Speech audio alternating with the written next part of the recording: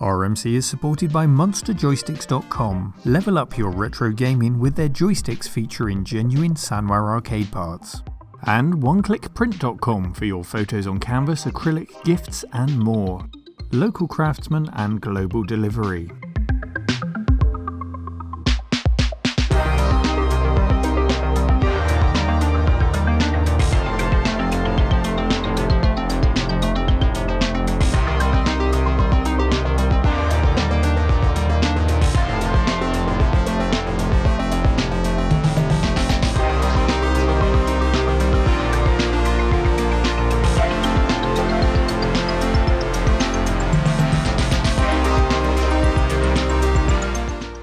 Hello Cave Dwellers, welcome to the Cave for the fourth and final part of our Amiga build.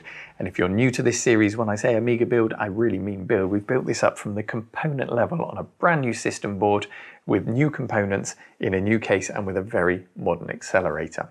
If you haven't seen those, check the description and all the links to the previous episodes are there. If you have been following us, well, you'll notice we have not only a floppy disk in here now, but also a CD-ROM, and I'm pleased to say a working CD-ROM. Thanks to your help, and this is the advantage of releasing these in an episodic format, because it's thanks to your help in the comments section on the last video that we got this working, thanks to a very kind suggestion. So we're all up and running, but I tell you what, this thing really tried to break my will before we got to this stage. Let me explain to you the day I had with this while I was trying to prepare for this episode. So my goal today was to get the CD-ROM working and to showcase the system to you, to show it working.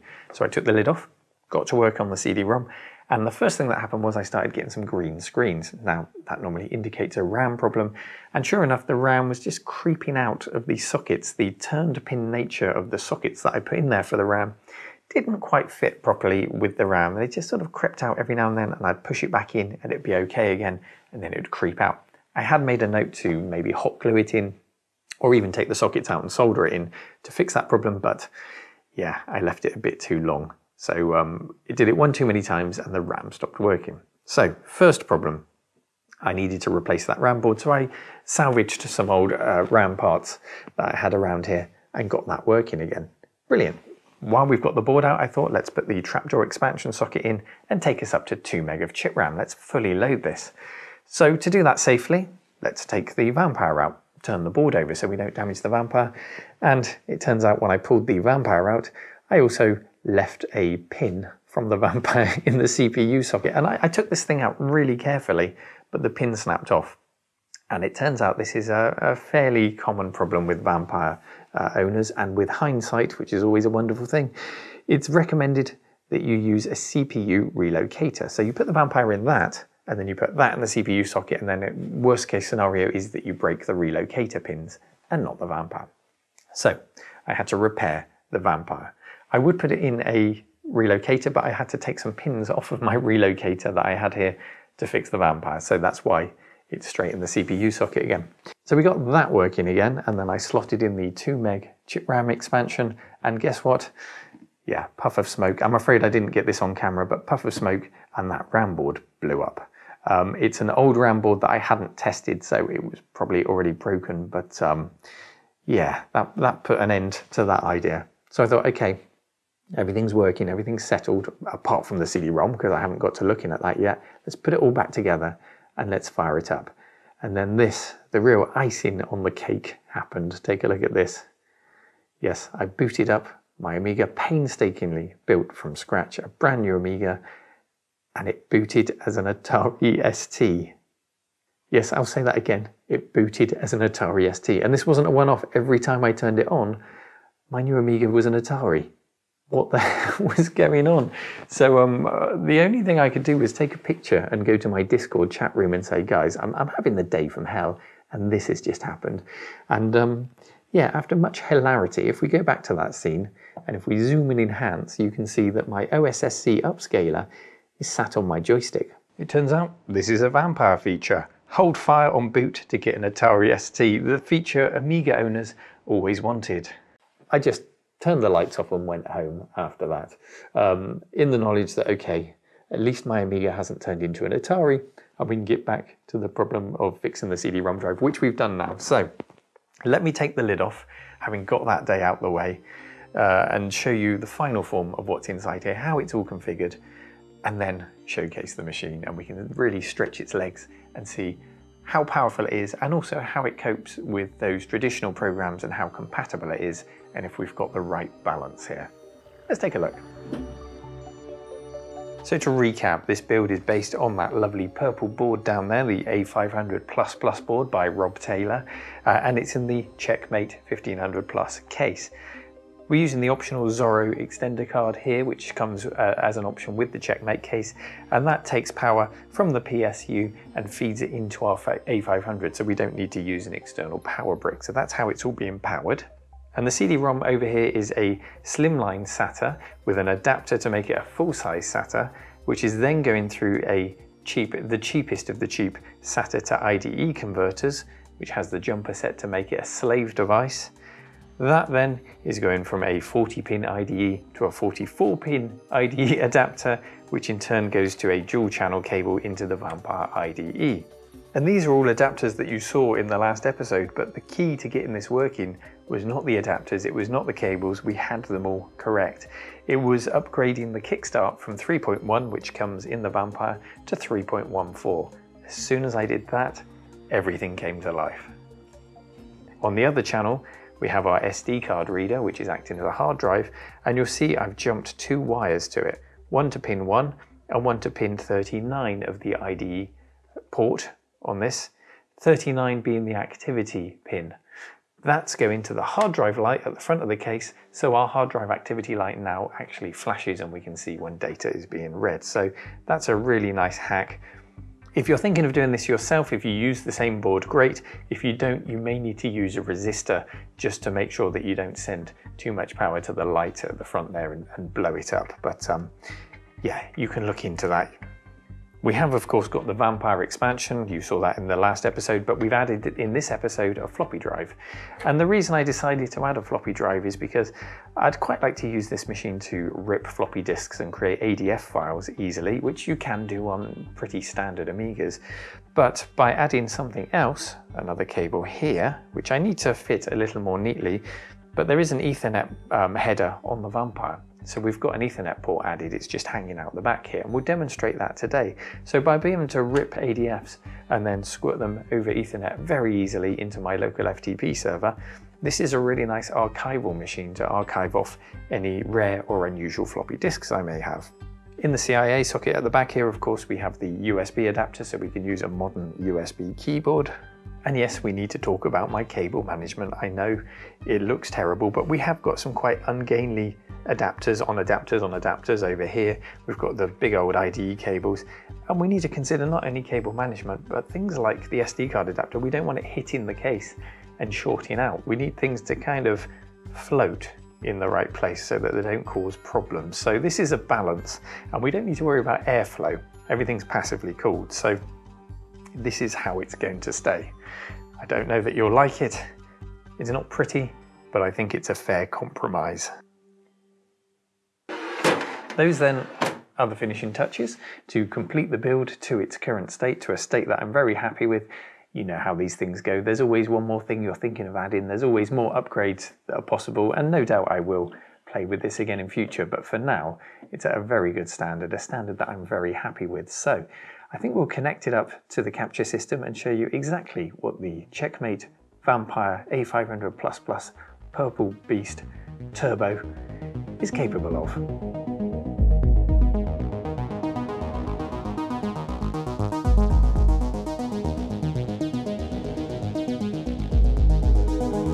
So I confess, I think this is a lovely looking machine, but let's keep our feet on the ground. It's still an Amiga 500 with a very fast CPU bolted on. It's not a modern PC, so we'll keep our expectations tied to what the original A500 was capable of and not if it can become our main desktop PC.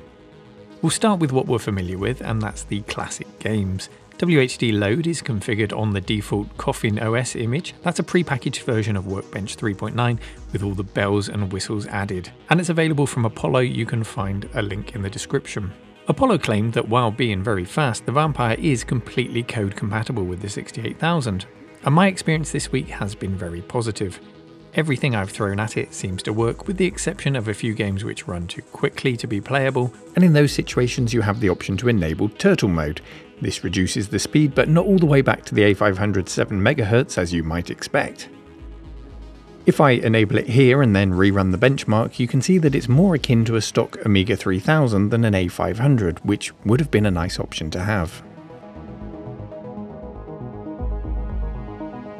But speed is what we have in abundance with this thing, so of course, I know you all want to see Frontier Elite 2 running the standard 3D test for Amigas it seems, and Brabant's Space Epic is as smooth as a hot knife cutting through intergalactic butter.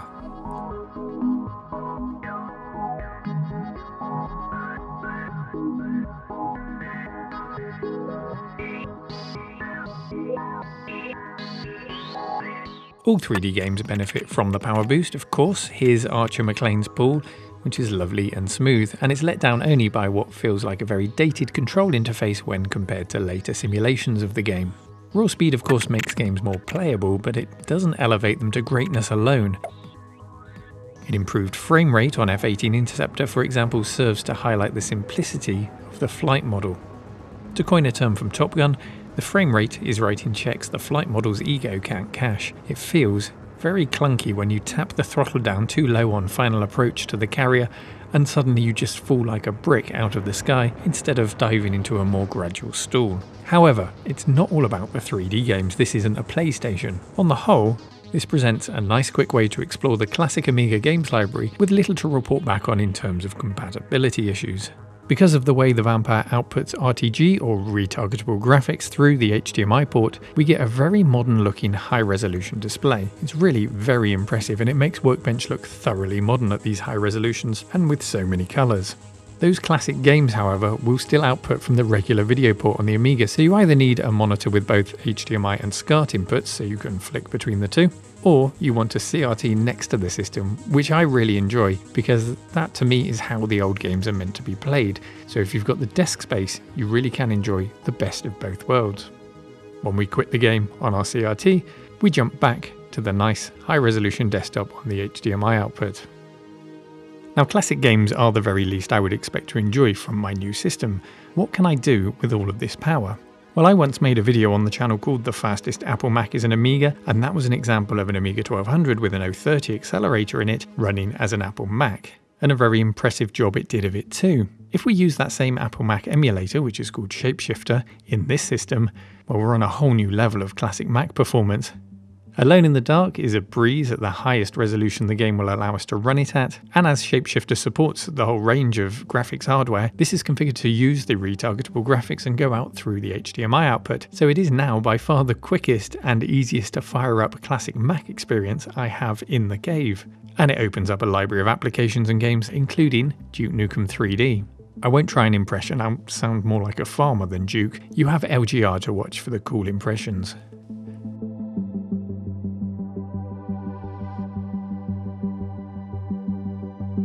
When we measured the speed of our accelerated A1200, it came in at 6.5 times faster than the benchmark Apple Quadra 605 computer model. In this benchmarking software, the Quadra 605 is a 1.0 score. Our Vampire comes in at 63 times the speed. That's nearly 10 times faster than an 030 Amiga 1200 running the same emulator. That is seriously impressive.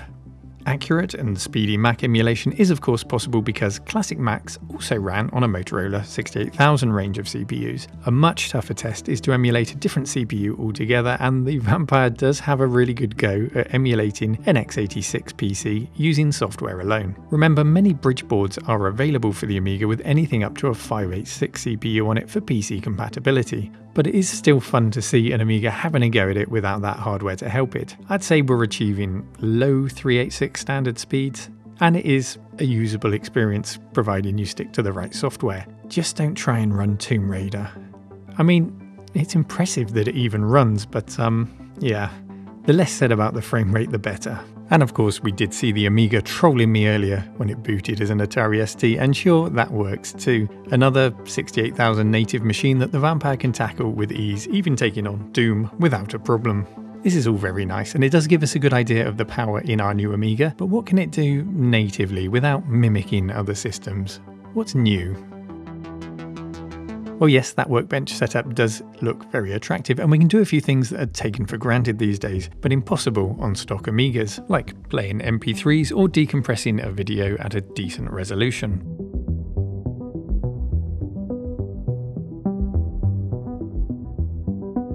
The real fun, though, comes with some of the native applications which can support our HDMI video mode and embrace the extra power.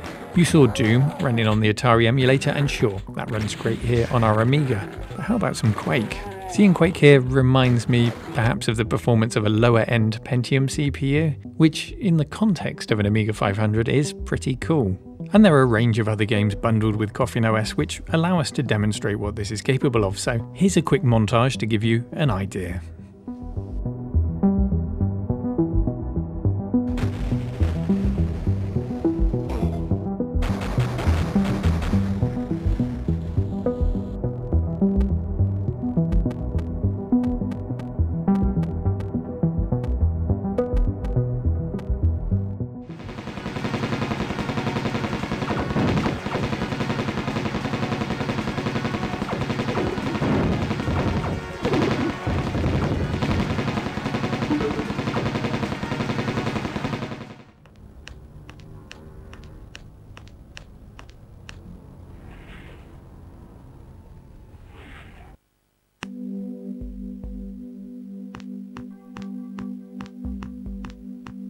Locked.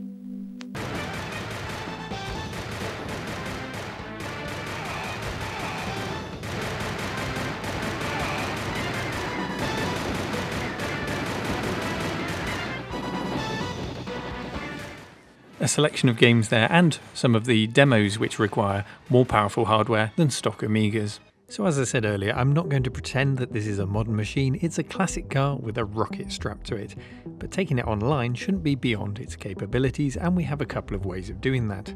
The Plipbox is a little device that might interest you. This one is from Simulat, and links are in the description. It plugs into the back of any Amiga to offer you network connectivity.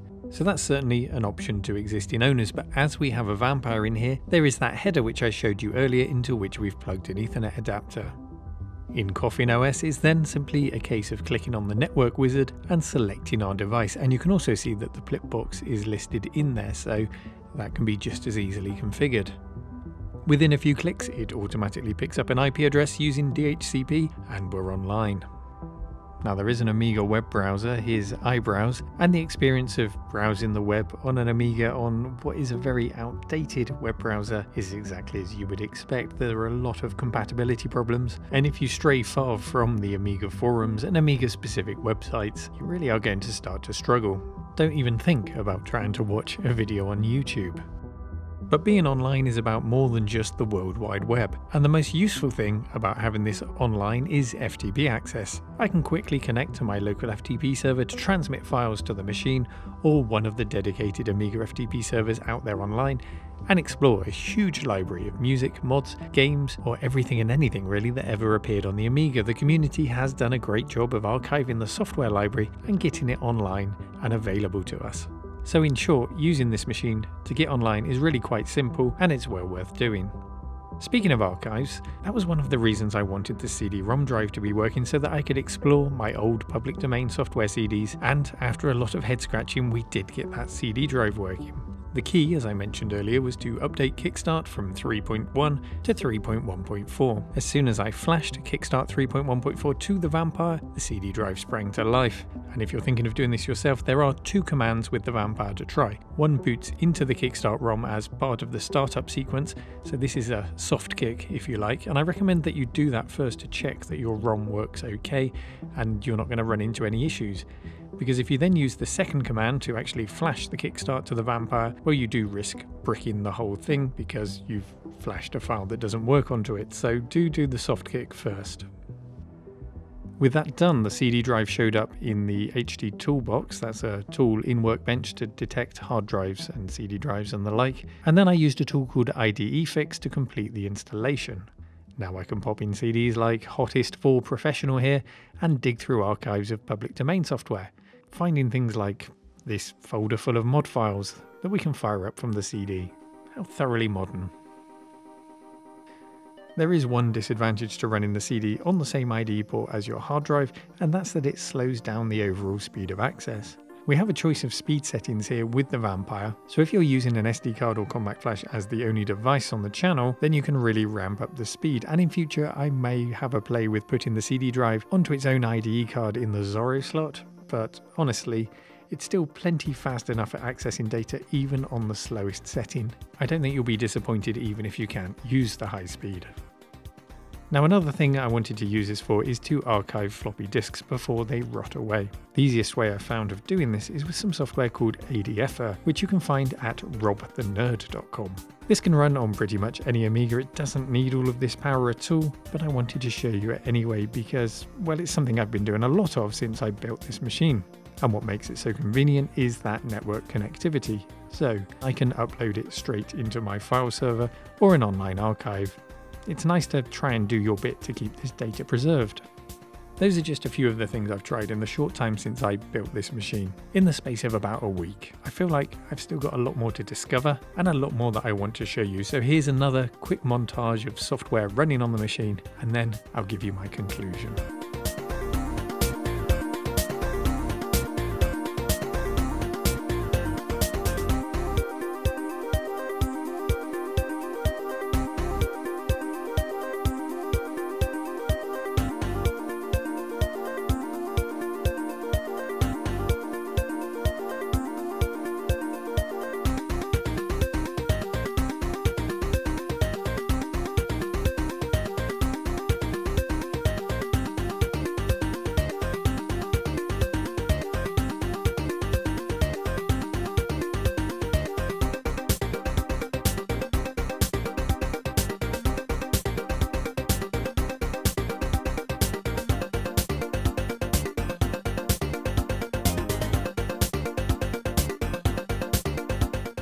And so that wraps up the build, but no doubt it only marks the start of my time tweaking, upgrading and playing with this what a baseline system it is. It's by far the most impressive OCS ECS Amiga in my collection, and it's going to get a lot of use, and it's been hugely satisfying to build it from scratch. I hope you've enjoyed the series throughout, from the basic board to what we have now.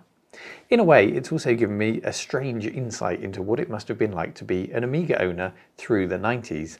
I abandoned ship in the early 90s and went to the PC.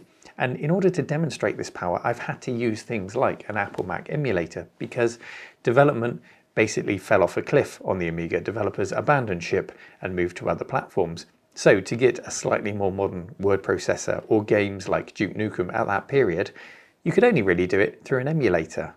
And time will now tell whether developments like the Vampire board and the community that surrounds it will bring to systems like this new ports of perhaps open source Office applications, brand new games that can make use of the power, and anything else besides. It'll be really interesting to find out. But in the meantime, I'll certainly be exploring the classic library and seeing what new experiences this extra power can bring to those old programs.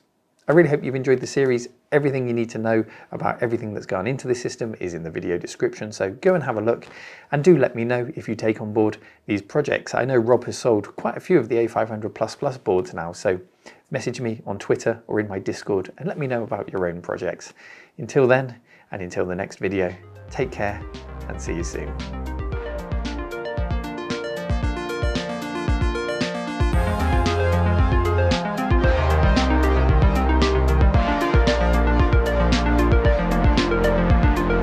If you enjoy my content and would like to support The Cave while receiving a completely ad-free experience and access to releases 1 week before they go public, then visit patreon.com/retromancave and join the official Cave Dwellers. Thank you for your support.